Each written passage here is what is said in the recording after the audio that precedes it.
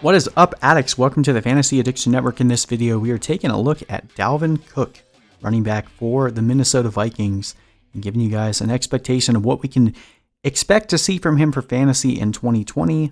Now, last year was a massive breakout year for the running back out of Florida State, and coming in, finishing second in fantasy points per game behind only Christian McCaffrey, who had a completely dominant season, but ended the season on a low note for fantasy owners, going down with that injury and not able to play the last couple games of the season, and really saw a massive tick down in his fantasy points. So this was a great season for him, but it could have been a much better one.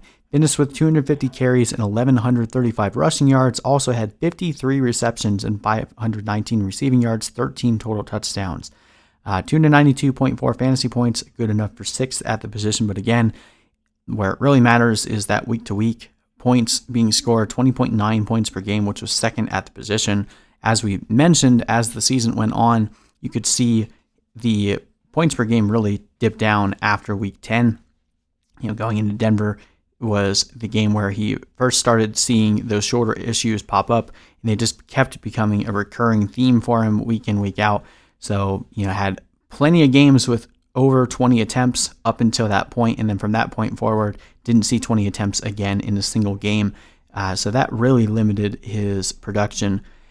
Had 7 games where he finished as a top 6 running back and another one as a top 12. All the other light green weeks, he finished at least as a running back too. So actually was along the way with Ezekiel Elliott and Christian McCaffrey as the most consistent running backs last year, but really did you dirty in the end, getting hurt against the Chargers, only getting you 7.3 fantasy points and then not playing at all in the fantasy championships. He and Derrick Henry share the unfortunate stigma of getting you to the Super Bowl and then not able to carry you the rest of the way. So what can we make of Dalvin Cook this year? We know that this team is funneled through Dalvin Cook, but there is still the looming contract issue. Now, I want to talk about that real quick before we get into any more of his statistics from last year and really just talk this through. Because a lot of people have kind of written this off now and said, oh, well, he reported to training camp, so he's good. He's going to play. That is not the case. And let me explain why. This is something I'll credit more to Matt Kelly over at Player Profiler and the Roto Underworld podcast. He hit on this a lot, and I think a lot of people have skirted over this fact. I know I certainly did when I first saw the news. So the new CBA is what everyone's talking about. The CBA dictates that a player has to report for a substantial portion of training camp or else they do not accrue a season. They also incur some massive penalty, like a $50,000 fine per day that they don't report. So that was the talk when Dalvin Cook said he wasn't going to report. People were like, well, if he doesn't report for training camp, he gets fined $50,000 a day and he doesn't accrue a season, so it doesn't really help him. And that's going to end holdouts, right? That was the main thought. And now he reported to training camp, so everyone's forgotten about it. But here's the problem. He can report for training camp, a substantial portion of training camp, avoid those fines, at least over the course of training camp. And he can still miss up to 10 games and still accrue a season, just like with Melvin Gordon, just like with Le'Veon Bell. Just because he reported for training camp does not mean that the holdout is over. Now, the thought process of the owners was that they can get the players to report for training camp and be there for a substantial portion of training camp that they won't want to abandon and bail on their team. Maybe that's true. Maybe that's what will actually happen. Maybe Dalvin Cook will be like, you know what? I see what our team is going through in training camp. I want to make sure that I'm there for the team, and I'll play this last year of my rookie deal without a new contract.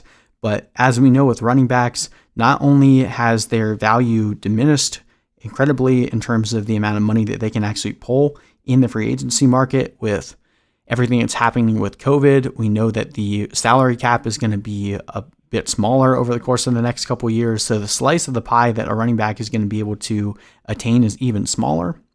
And this team just freed up a lot of cap space by trading Stephon Diggs. And if I'm Dalvin Cook's agent, I realize that this is probably the only year that we're going to get anything significant done. Now, What they're asking for, I think, is probably a little bit too much for a running back. They were asking for about upward of about $13 million a year. And I know that's about what Derrick Henry got. So I think that is what Dalvin Cook is looking to get, is a Derrick Henry type deal. I don't know that the Vikings are going to give it to him.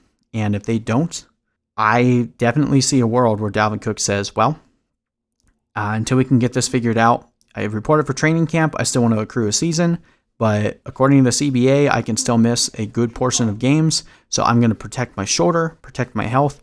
I know this team wants to, feature me. And I believe that I'm one of the best running backs. I think he even said he's the best running back in the NFL. I don't agree with that, but definitely top 5.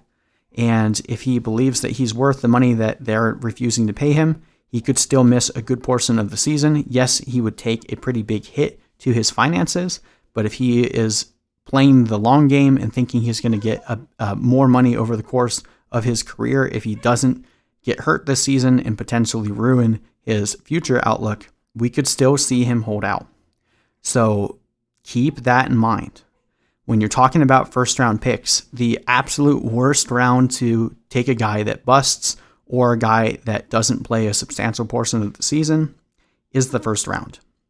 You can't win the draft in your first round, but you can definitely lose it. That is a saying that's been said around the industry for a while. I believe it started with Sigmund Bloom at the Football Guys, and it's definitely true. If you whiff on your first round pick, it is not a good thing. So in terms of where we rank Dalvin Cook among his peers, unless we get absolute clarity on the contract situation, if he gets a new deal that adds a massive buffer to his risk. But right now, between the constant injury risk, he's yet to finish a full season, these shoulder injuries have been recurring for a while, and the contract issue. Although Dalvin Cook is a massive upside player, he's someone that I'm going to continue to keep a bit lower on our rankings until we have a bit more clarity on this situation. Now let's get back to what makes Dalvin Cook so good at fantasy. Last year, he had a 63% opportunity share. Surprisingly enough, that's only number 16th at the running back position, so he's really efficient with his touches. 50 red zone touches last year, 12 goal line carries, number 3 at the position, 5.5 yards per touch, 28% juke rate, which is 11th at the position, and he faced a really good game script last year. So as we talked about in our Kirk Cousins video, with the mass exodus of defensive players from Minnesota, we're expecting this defense to take a bit of a step back in terms of efficiency, and it won't face as good of a game script. Now, that may not matter as much for a guy like Dalvin Cook, who's involved in the passing game. So getting those receptions really helps keep him involved in the game, even when the Vikings are playing from behind. And he didn't really have a great run blocking efficiency last year, so not really expecting the offensive line to do him many favors this year either, but that didn't matter last year. 519 yards created, number 5 at the position, so definitely elite at the position. I don't think, even with the defense not playing as well this year as we're expecting, I don't think that's going to hurt Dalvin Cook too much. And if he's even more involved in the pass game with Stephon Diggs being out, that might even help him. So the biggest two things for Dalvin Cook is injury concern and the holdout risk. Assuming he plays a full 16 games, he's going to be among the top running backs at the position. Right now we have him projected around 1,146 yards, 53 receptions, 492 receiving yards, and 12 total touchdowns. And he carries massive upside with the way that they want to use him.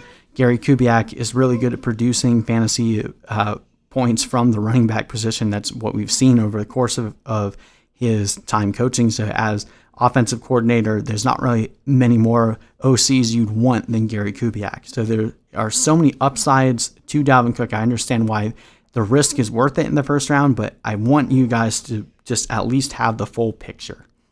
So injury concerns and still the risk to hold out. Do not forget about that in your drafts. There is still the potential for him to miss games and accrue a season just because he's reported for training camp. Until he signs a new contract, do not go into this without the understanding that the holdout risk still exists. So all that being said, hopefully they can get a new deal done and he can join the ranks of top 5 running back again this year. worth a first round pick if he gets that new contract. Otherwise, I'm probably going to be pivoting to a guy like Miles Sanders, Clyde Edwards-Helaire now without Damian Williams and Derrick Henry. Those are guys I would draft over Dalvin Cook until we get more clarity on this contract situation. So that's my take.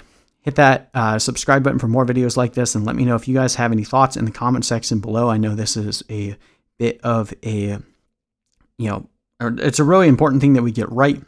Dalvin Cook could end up being a massive bummer for a lot of fantasy owners if he does end up sitting out games in the season. If you spend your first round pick on a guy and he misses half the season, that is going to completely tank your team. So just want to make sure you guys are aware of that risk. But anyway, thank you guys so much for watching. I truly do appreciate it, and we'll see you guys in the next video.